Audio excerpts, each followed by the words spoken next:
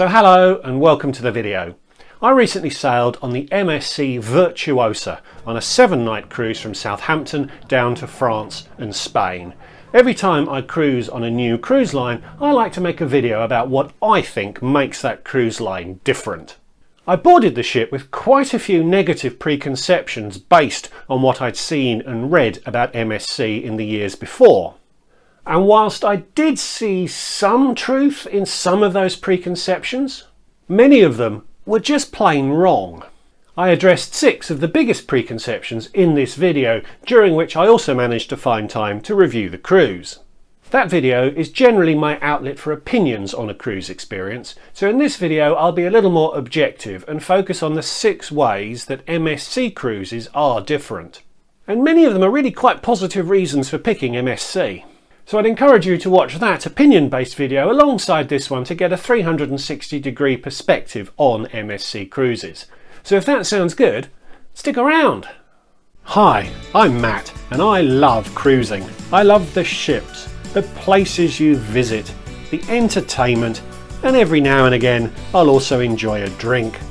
So subscribe to the channel so you can come with me on my next cruise. So the first difference with MSC is their pricing, which is very, very, very sharp. I keep an eye on vacationstogo.com, which is a great way of keeping an eye on pricing across multiple cruise lines, and I try to find the cheapest cruise available within Europe next May. The 65 cheapest cruises available were all on MSC, the 66th cheapest being a Holland America cruise. The next 46 cheapest cruises were then all on MSC until you find a Costa cruise. Then it's MSC again. So MSC offers very good pricing. That's all well and good, but does the experience match the price? The cheapest available option is rarely the best. Well, from my experience on the Virtuosa, the onboard experience certainly doesn't feel cheap and cheerful.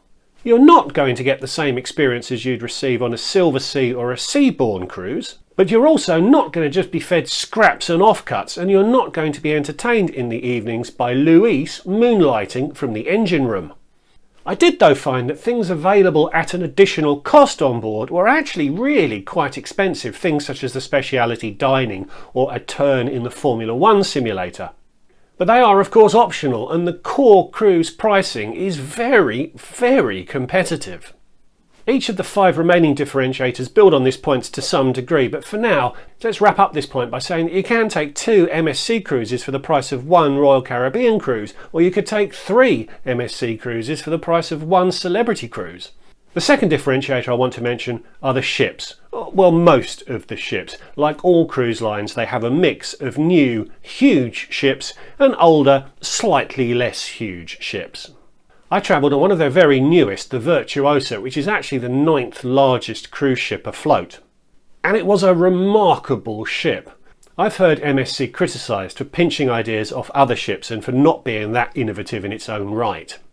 But at the end of the day, it's a ship, and there are only so many things you can cram into or onto a hull in a way where it still floats and moves. So even if MSC does borrow ideas from other cruise lines, it's doing so because they work and it fits them together in a very appealing way. The central atrium, or the Galleria Virtuosa as it was called on this ship, is familiar from Royal Caribbean ships, but MSC has added a quite remarkable LED ceiling onto which shows are played every evening, plus a balcony across, which creates an excellent focal point and is central to the delivery of the many parties that are offered. There's a really substantial water park at the rear of the ship, familiar again from other ships, but very well executed and great fun. The weather on my cruise was actually fairly bad, so I didn't actually try the slides myself, but I was certainly excited to, which I can't say about many of the water facilities I've seen on other ships. And there's a substantial sports complex with a large kids area with games and amusements, all quite familiar but still very well done. A few things weren't perfect. The solarium was substantial and quite a few ships don't even have them, but there were no loungers in the space, just seating, which got a bit wet whenever someone got out of the pool. And there's a robot bartender, but as the drinks it made were an extra charge, and a hefty extra charge too, I didn't see anyone actually using it, which is a bit of a shame as it's a fun concept and it takes up quite a chunk of space. But overall the ship was stunning and it was very well put together. The Virtuosa is clearly designed to appeal to families and there were quite a few youngsters aboard, notwithstanding the fact that it was still term time when I sailed. But most significantly, MSC has placed orders for 6 more ships this size or bigger, which clearly indicates that they are trying to compete with the Royal Caribbean megaships. But at the same time, they've also placed orders for 6 smaller ships in a new Explorer class, which is billed as offering a more luxurious small ship experience.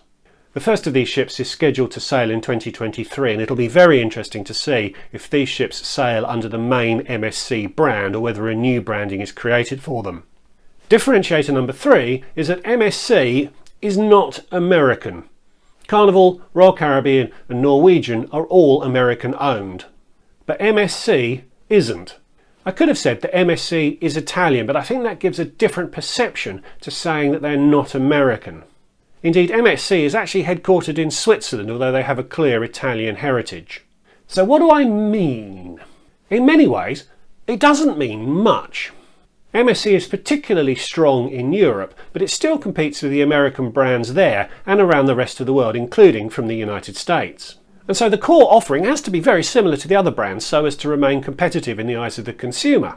But looking more closely, there are some key differences. As MSC's core European market has many European languages, they can get a little bit clogged down with offering announcements in those multiple languages. And the entertainment can err towards the non-verbal so as to remain relevant to all. Not something that's perhaps so noticeable on UK and US cruises, but it is something to be aware of. We'll talk about the food a little bit later on, but one other small but significant factor is that there are no craps tables in the casino.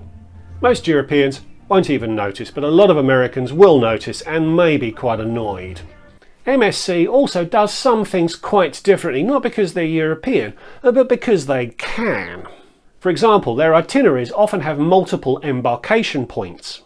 That makes MSC expert at having embarkation and disembarkation going on at the same time, which can be a bit disruptive, but it does give extra options to people looking to cruise from different ports. And the booking journey can be a little different to what you might be familiar with. You end up in the same place, but the journey there may be subtly different. I never drink it myself, but one consequence of their Italian heritage, I'm told, is that they have excellent coffee aboard. Which segues me neatly onto point 4, which is about the food and drink, which has a definite Mediterranean feel. Lots of pizza and pasta on board, plus they manufacture their own mozzarella, which features frequently and prominently in a number of dishes. Plenty of other food preferences are accommodated, of course, but there is a slant towards the Mediterranean. And when it comes to drinks, in addition to the coffee, their beer offering is very strong. I like beer, but I strongly prefer draft beer to bottled beer. It's all about the gases. It's often a frustration on ships that the range of draft beer is usually Heineken or Heineken, but on the Virtuosa there was a pub that actually looked like a pub with a draft beer range that actually looked like a draft beer range. As a man from Kent, it was particularly fun to see Whitstable Bay beers aboard. Fantastic! And point 5 is the entertainment. I've already mentioned that it's slanted towards the non-verbal because of the mix of languages aboard, particularly in Europe. I don't mind this, but you might find yourself missing the comedians, magicians or solo singers you may have become used to from sailing on other cruise lines. Shows are also quite short, usually about 45 minutes long, but that does allow them to offer 3 shows a night, which means 50% more of the passengers aboard will get the opportunity to see the entertainment. Away from the theatrical entertainment, MSC is also very well known for its parties. A different theme is offered every night, and great effort goes into involving and animating the crowd. It's hard not to get sucked into the events, and although I'm not a huge fan of enforced fun, I did find myself having a good time on quite a few occasions.